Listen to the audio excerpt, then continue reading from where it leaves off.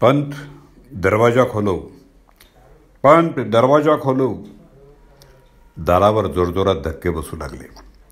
पंत दरवाजा खोलो. पंत जेवायला बसले होते. दुष्काळ असल्यामुळे त्यांच्या पंक्तीला आणखी काही अतिथी होते.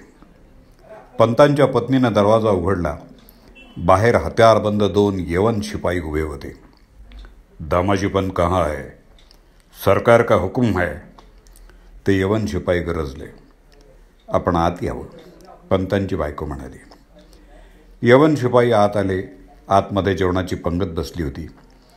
प्रथेप्रमाणे पंतांच्या पत्नीनं गूळ पाणी दिलं. तसे ते शिपाई म्हणाले, माई जी, खाने को कुछ मिलेगा? हां हां, क्यों नहीं, बैठिए.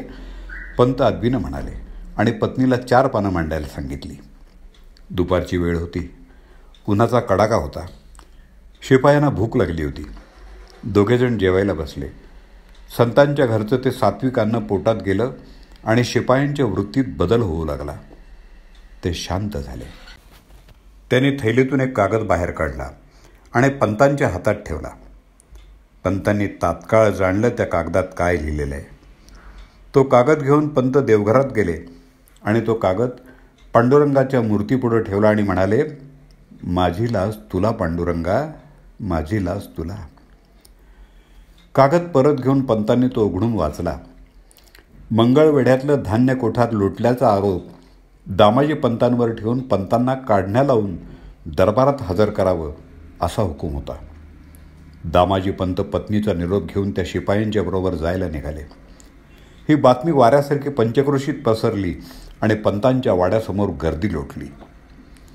पंतांना घेऊन ते शिपाई वाड्याबाहेर आले आणि गावकऱ्यांनी शिपायांना वेढा घातला. पंत हात जोडून गावकऱ्यांना म्हणाले, ते बादशहाचे शिपाई आहेत, त्यांना सरकारी कामात अडथळा करू नका. एवढ्यात पंतांची पत्नी शिपायांना म्हणाली, तुम्ही एकदम बेदरला जाऊ नका, आधी पंढरपूरला जा आणि मग बेदरला जा. शिपाई म्हणाले, आम्हाला तसा हुकूम नाही. पंतांच्या पत्नीनं हातातून सोन्याच्या बांगड्या काढून शिपायांच्या हातात ठेवल्या. तसं शिपाई म्हणाले, हा माईजी, जैसा आप कहेंगे वैसा होगा.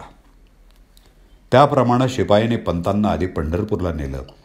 पंत विठ्ठलाला म्हणाले, लाज राख पांडुरंगा, लाज राख. श्रीहरीला दंडवत घालून दामाजी पंत शिपायांच्या बरोबर बेदरला जायला निघाले. इकडे श्री विठ्ठल रुक्मिणीला म्हणाले, दामाजी पंत काही प्राणाची भीक मागणार नाही, मलाच काहीतरी केलं पाहिजे. तू तुझे सगळे दागिने मला दे, परत देताना मी दुप्पट करून देईन. तेव्हा रुक्मिणी माता म्हणाल्या, दागिने नेताना सगळे नवरे असंच म्हणतात. रुक्मिणी मातेने सगळे दागिने काढून पांडुरंगांच्या हवाली केले.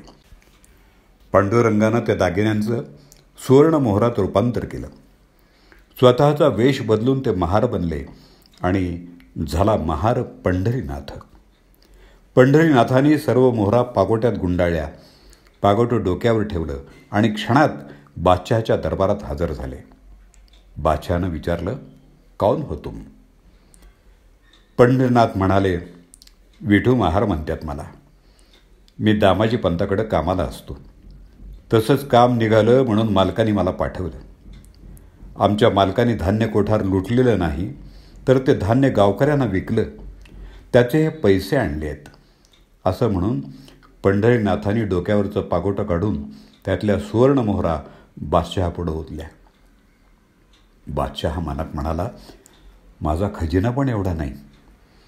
बादशहानं पैसे मिळाल्याची पावती विठू महाराच्या हाती ठेवली आणि विठू महाराला बादशहानं विचारलं की दामाजी पंत तुला किती पगार देतात? 1 लक्ष देतात. विठू महार म्हणाला, मी तुला 2 लक्ष पगार देतो, माझ्याकडं काम कर. यावर विठू महार म्हणाला, मला 2 लक्ष चालत नाही. 1 लक्ष संसारात आणि 1 लक्ष दरबारात मला चालत नाही. मला 1च लक्ष लागतं. बादशाला काहीच उमगलं नाही. बाहेर येताच विठू महार अंतर्धान पावला. पंढरीनाथाने ती पावती पंतांच्या घरी जाऊन त्यांच्या देवघरातल्या पोथीत ठेवली. इकडे दरबारात यवन शिपाईने दामाजी पंतांना हजर केलं. तेव्हा बादशहाने दामाजी पंतांना सांगितलं, तुमच्या विरुद्ध कोणताही आरोप नाही, तुम्ही ज्या विठू महाराला पाठवलं होतं त्यानं सगळी रक्कम दरबारात जमा केली आहे. दामाजी पंतांना आश्चर्याचा धक्काच बसला. हा विठू महार कोण? त्यानं कुठून पैसे भरले? बराच वेळ विचार केल्यावर दामाजी पंतांच्या लक्षात आलं की विठू महार म्हणजे खुद्द पंढरीनाथ दरबारात येऊन गेले. पंतांच्या डोळ्यातून अश्रुधारा वाहू लागल्या. बादशहाला स्वतः पंढरीनाथाने दर्शन दिलं. पंत मनात म्हणाले, हे बरं आहे पंढरीनाथा, वर्षानुवर्ष आम्ही तुझी भक्ती करावी आणि दर्शन मात्र तू बादशहांना दिलंस. पंत घरी आले आणि थेट देवघरात गेले. पांडुरंगाचं दर्शन घेतलं आणि त्यांना जाणवलं पांडुरंग मिस्किलपणे हसतायत. त्यांचं लक्ष उघड्या पोथीकडे गेलं. त्यात एक कागद होता. तो हातात घेऊन वाचला. बादशहाच्या शिक्क्याची ती पावती होती. धान्याची रक्कम मिळाली. पंतांना गहिवरून आलं. पुन्हा डोळ्यातून पाणी वाहू लागलं.